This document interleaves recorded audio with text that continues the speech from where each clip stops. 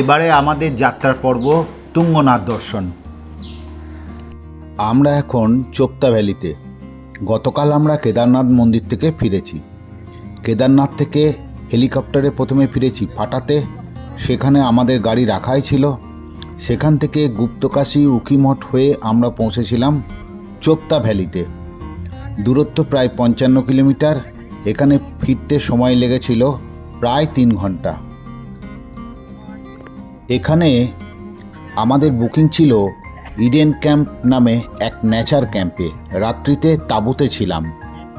এই Chopta ভ্যালির Eden camp নিয়ে আলাদা একটি ভিডিও করার ইচ্ছা রইল। এরপর আজ এখান থেকে সকাল সকাল রওনা দিচ্ছি তুঙ্গনাথ মন্দির দর্শনের উদ্দেশ্যে। এবার তুঙ্গনাথ মন্দির সম্পর্কে আগে কিছুটা বলে নিই। তুঙ্গনাথ মন্দির হলো বিশ্বের সর্বোচ্চ শিব মন্দির। এই মন্দির ভারতের উত্তরাখণ্ডের রুদ্রপ্রয়াগ জেলার অবস্থিত।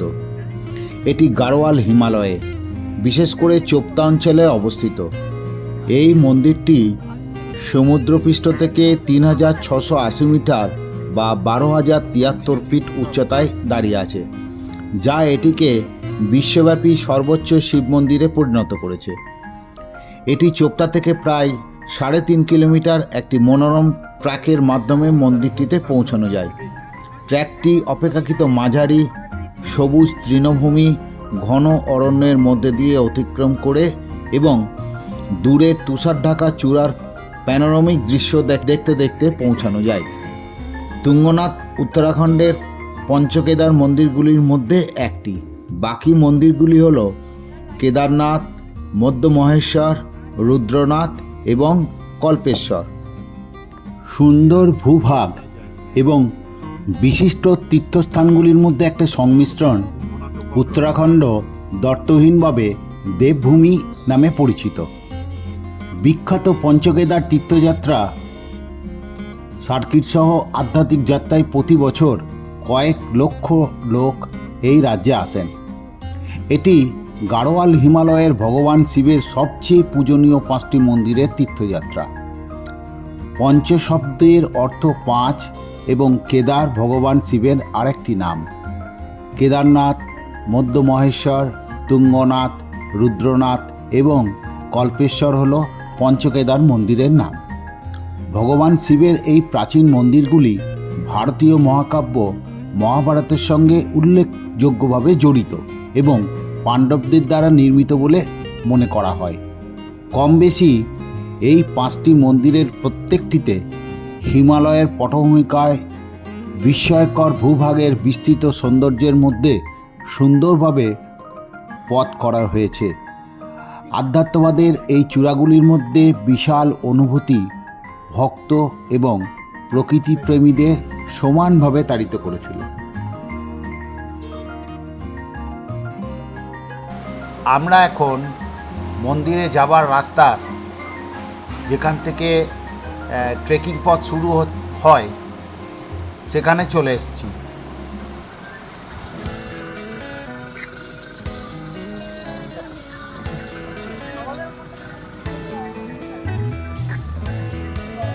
এখানে এখন প্রচণ্ড ভিড়, অনেক গাড়ি দাঁড়িয়ে আছে। আমরা অবশ্য এখানে একটু সকাল সকালই এসেছি, কারণ এই তুঙ্গনাথ দর্শন করে ক্যাম্পে ফিরে খাওয়া দাওয়া সেরে আবার আমরা রওনা হব হরিদ্বারের উদ্দেশ্যে। আমরা চেষ্টা করব 2টোর মধ্যে ক্যাম্প থেকে রওনা হতে। হরিদ্বার পৌঁছতে প্রায় রাত্রি হয়ে যাবে। মাঝে আমরা উকিমঠ দর্শন করব। শীতকালে কেদারনাথ মন্দির বন্ধ হওয়ার পর কেদারনাথ বিগ্রহকে এই উকিমঠের ওমকারেশ্বর মন্দিরে আনা হয় এবং কেদারনাথ মন্দির পুনরায় খোলা পর্যন্ত রাখা হয় ও পুজো করা হয়। দেখা যাচ্ছে মন্দিরে যাওয়ার জন্য গেট। এখান থেকেই শুরু হবে ট্রেকিং পথ। তুঙ্গনাথ মন্দির পর্যন্ত এটি প্রায় 3.5 কিলোমিটার পথ, কিন্তু শুনেছি বেশ চড়াই রাস্তা। আমরা অবশ্য ঠিক করেছি যে ঘোড়ায় চড়ে যাব। এখন শুনেছি কান্ডি বা ডান্ডিও মেলে। সামনেই দেখা যাচ্ছে ওদের অফিস, ওখান থেকেই ঘোড়া নিতে হবে। জানা গেল ঘোড়ায় যাওয়া ও আসার জন্য ভাড়া লাগবে 1300 টাকা এবং শুধু যাওয়ার জন্য লাগবে 900 টাকা। আমরা মেম্বারও ছিলাম 5 জন। 5টি ঘোড়া নিয়ে রওনা দিলাম তুঙ্গনাথ দর্শনের উদ্দেশ্যে।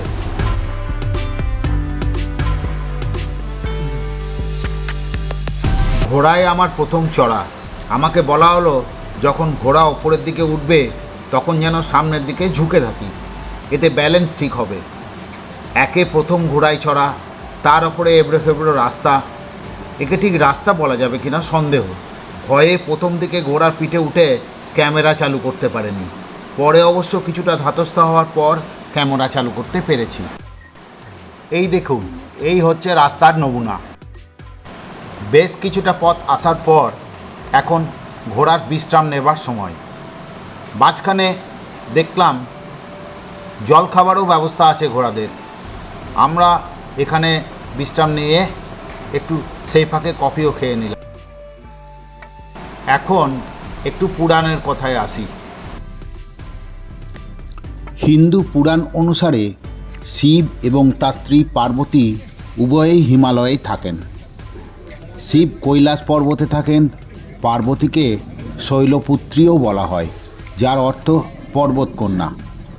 গাড়োয়াল অঞ্চল শিব এবং পঞ্চকেদার মন্দিরের সৃষ্টি সম্পর্কিত অনেক লোককথা হিন্দু মহাকাব্য মহাভারতে বর্ণিত হয়েছে। মহাকাব্য কুরুক্ষেত্রের যুদ্ধে পাণ্ডবরা তাদের খুড়তুতো ভাই কৌরবদের পরাজিত ও হত্যা করেছিল। তারা যুদ্ধের সময় ভাতৃহত্যা এবং ব্রাহ্মণ হত্যা করার পাপের প্রায়শ্চিত্ত করতে চেয়েছিলেন। এইভাবে তারা তাদের রাজ্যের ভার তাদের আত্মীয়দের কাছে হস্তান্তর করে এবং শিবের সন্ধানে তার আশীর্বাদ পেতে চলে যায়। প্রথমত তারা বারাণসী বা কাশী নামে পবিত্র নগরীতে গিয়েছিল, যা শিবের প্রিয় শহর বলে বিশ্বাস করা হয়, এবং কাশী বিশ্বনাথ মন্দিরের জন্য যা বিখ্যাত। কিন্তু শিব তাদের এড়াতে চেয়েছিলেন, কারণ তিনি কুরুক্ষেত্রের যুদ্ধে মৃত্যুর জন্য গভীরভাবে ক্রোধান্বিত ছিলেন এবং তাই পাণ্ডবদের প্রার্থনার প্রতি সংবেদনশীল ছিলেন না। তাই তিনি ষাঁড়ের বা নন্দীর রূপ ধারণ করে গাড়োয়াল অঞ্চলে লুকিয়েছিলেন।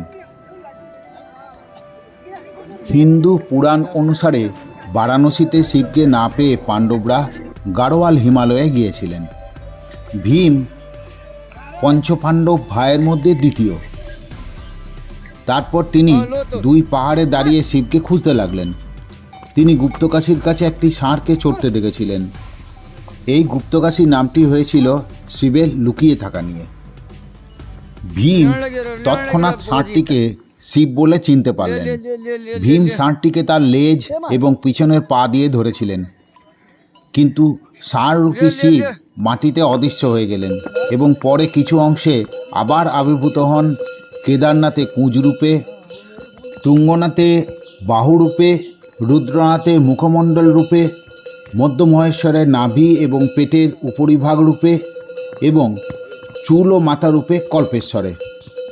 পাণ্ডবরা 5টি ভিন্ন রূপে এই পুনরাবির্ভাবে খুশি হয়ে শিবের পূজা ও উপাসনার জন্যে 5টি স্থানে মন্দির নির্মাণ করেছিলেন। এইভাবে পাণ্ডবরা তাদের পাপ থেকে মুক্তি পেয়েছিলেন। কিছুক্ষণ বিশ্রাম নেওয়ার পর আবার তুঙ্গনাথ মন্দিরের উদ্দেশ্যে ঘোড়ার পিঠে চড়ে রওনা হলাম। তবে এবারে সাহস সঞ্চয় করে ঘোড়ার পিঠের উপর থেকেই আমি আমার ক্যামেরা চালু করলাম। মাঝে মাঝে ঘোড়া খাদের এমন ধার দিয়ে চলছে দেখে ভয় লাগছিল। কখনো কখনো আবার যাত্রীদের গায়ের পাশাপাশি দিয়েই যাচ্ছিল। অনেক সময় ঘোড়ার পিঠ থেকে যাত্রীদেরকে সতর্ক করছিলাম একটু সরে যাওয়ার জন্যে।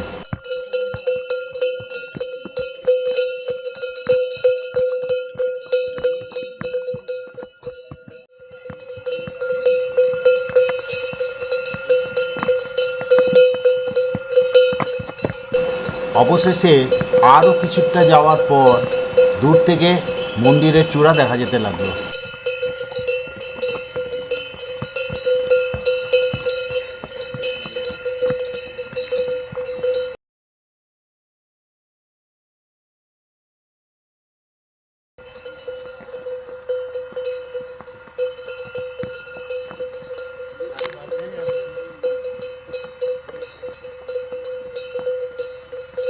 ভাই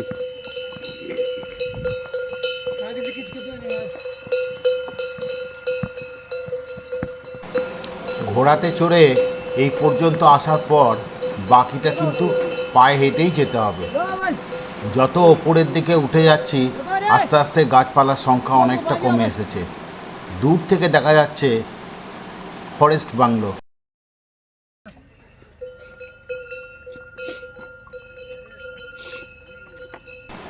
এখানে ঘোড়ায় চড়ে আসার মুহূর্তটি ক্যামেরায় ধরে রাখার লোভ সামলাতে পারলাম না। সহিশকে বলার পর একজনকে দেখে আমার ভিডিও রেকর্ডিং করতে লাগলো।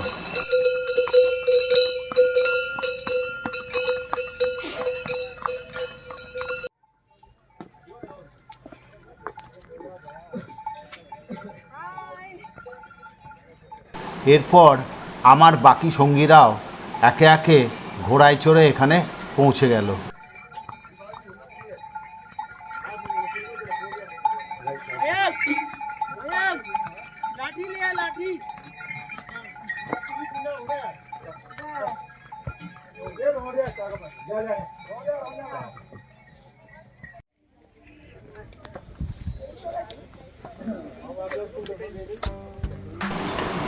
এরপর বাকি পথ পায়ে পায়ে হেঁটে মন্দিরের উপরে যাবার জন্য রওনা হলাম।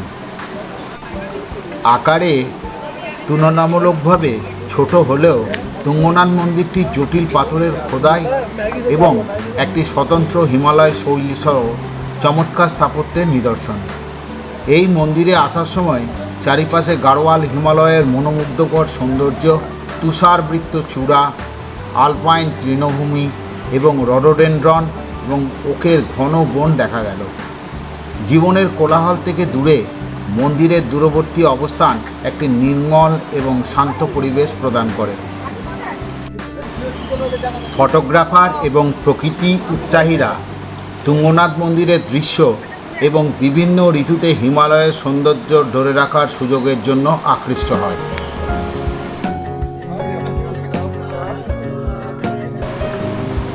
এর ধর্মীয় তাৎপর্য ছাড়াও তুঙ্গনাথ এবং এর আশেপাশের অঞ্চলে বিভিন্ন অ্যাডভেঞ্চারের কার্যকলাপ যেমন ট্রেকিং, ক্যাম্পিং এবং পাখি দেখা অভিযাত্রীদের ও প্রকৃতিপ্রেমীদের একইভাবে আকর্ষণ করে।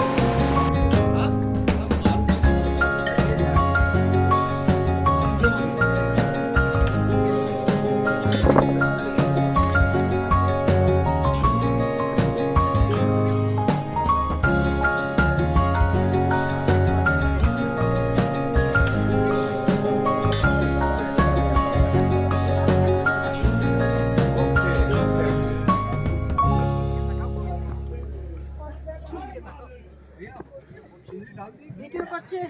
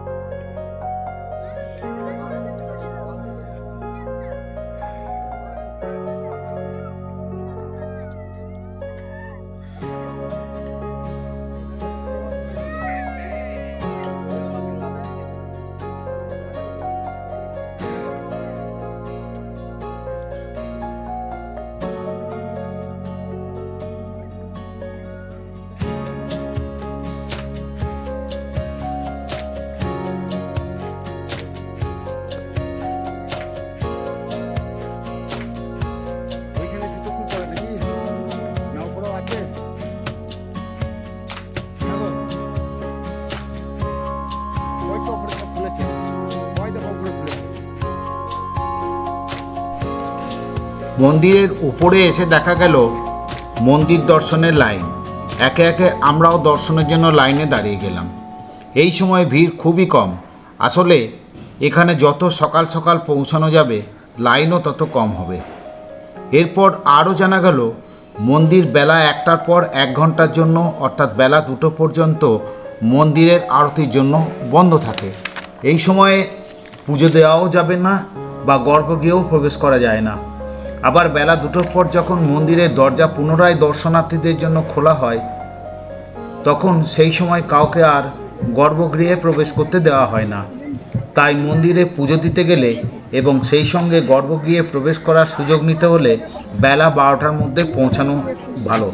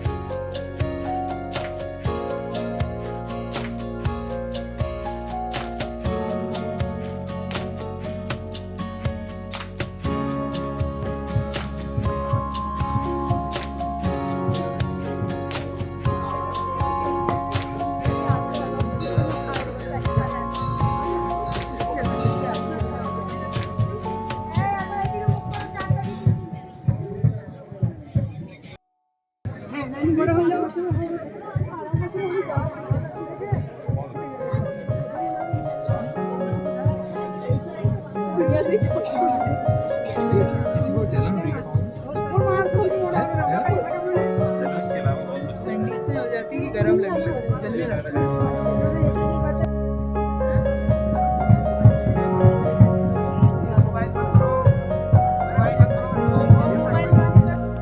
এরপর মন্দিরের কর্তৃপক্ষ মোবাইল ক্যামেরা বন্ধ রাখার আবেদন জানালে মোবাইল বন্ধ রাখা হলো। এরপর আমরা একে একে প্রত্যেককে মন্দিরের ভিতরে প্রবেশ করে,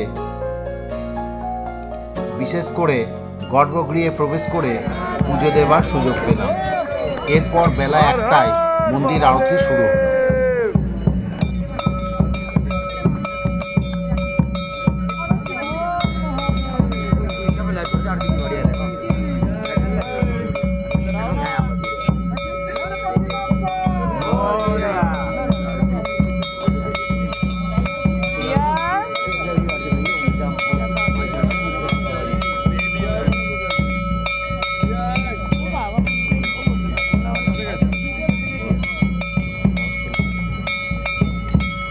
आरती होते दिया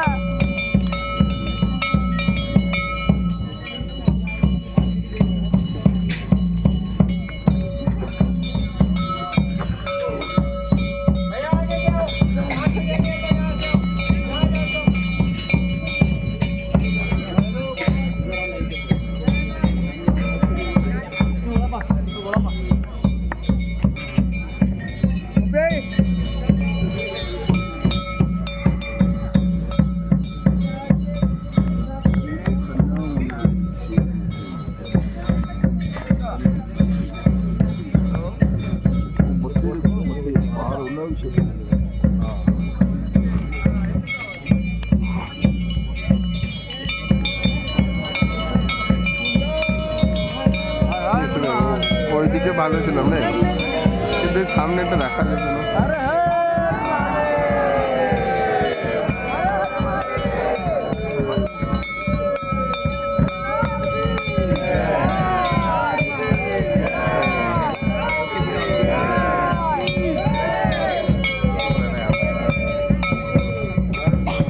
ঢুকে গেল।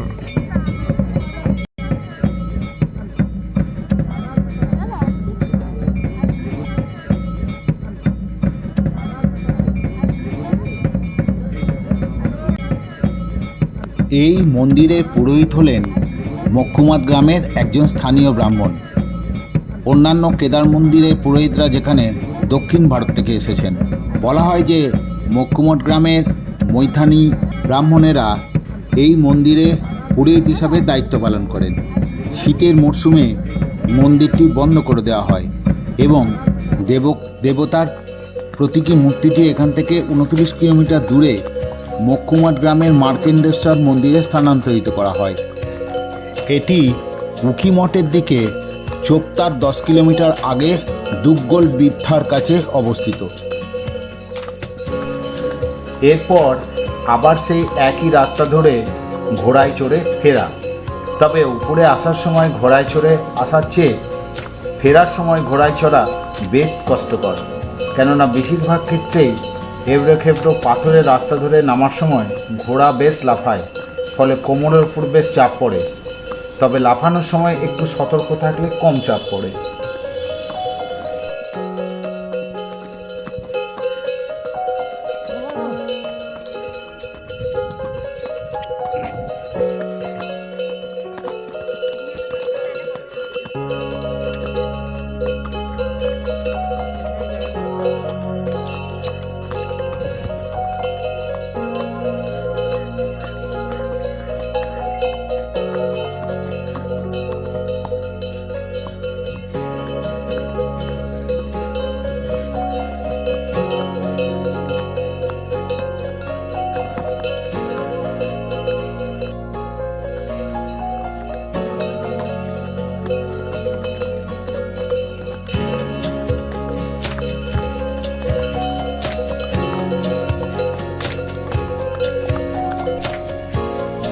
ফেরার সময় একটা বাচ্চা ছেলেকে তার মা বাবার সঙ্গে হেঁটে উঠতে দেখে আমার ঘোড়ায় চড়াটা বেশ লজ্জাকর মনে হলো, কিন্তু আমার বয়সের কারণে ঘোড়া নিতে বাধ্য হয়েছি।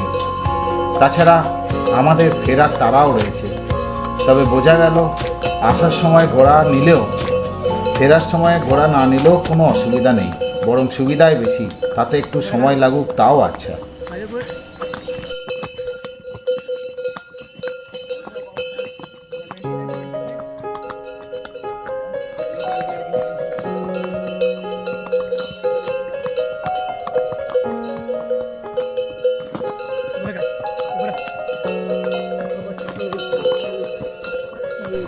এরপর ফেরার সময় আবার সেই আশেপাশের গাড়োয়াল হিমালয়ের মনোমুগ্ধকর সৌন্দর্য, আলপাইন তৃণভূমি, রডোডেনড্রন এবং ওকের ঘন বন পেরিয়ে নিচে নামছি।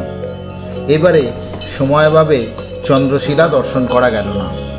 ভবিষ্যতে যদি আবার কোনো দিন এখানে আসার সুযোগ হয় সেই সময় বাকিটা পূরণ করে নেব, এই আশা নিয়েই রয়ে গেলাম।